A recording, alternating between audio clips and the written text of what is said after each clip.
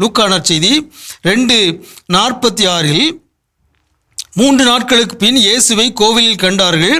அங்கே அவர் போதகர் நடுவில் அமர்ந்து அவர்கள் சொல்வதை கேட்டுக்கொண்டும் அவர்களிடம் கேள்விகளை எழுப்பிக் கொண்டும் இருந்தார் என்று அழகாக பதிவு செய்யப்பட்டிருக்கிறது. 12 வயது சிறுவன் இயேசு கோவிலில் போதகரிடம் கேள்விகளை எழுப்பினார்.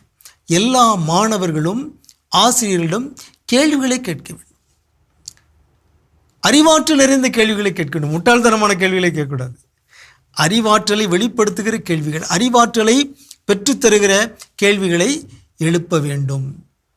மாணவர்கள் ஆசிரியர்களிடம் கேள்வி கேட்க வேண்டும். நாம் ஒவ்வொருவரும் நம் வாழ்வை பற்றிய, பிறருடைய பணிகளை பற்றிய நல்ல கேள்விகளை கேட்க வேண்டும். கேள்விகளை எழுப்புவது அறிவாற்றல் தளத்தின் உயர்ந்த தளங்களில் ஒன்று. எனவே இயேசு கேள்வி எழுப்பினார், பிறரை கேள்விக்குட்படுத்தினார். அன்றைய சமூக சூழலை, சமய சூழலை கேள்விக்குட்படுத்தினார். நாமும் கேள்விகளை எழுப்புவோமாக. இன்றைய சமூக சூழலை, சமூகத்தின் தடைகளை, பிளவுகளை, சமூக அவலங்களை பற்றிய கேள்விகளை எழுப்புவோமாக. சமூகத்தையே கேள்விக்கு உட்படுத்துவோமாக. உங்களுக்கு அமைதி உரித்தாகுக.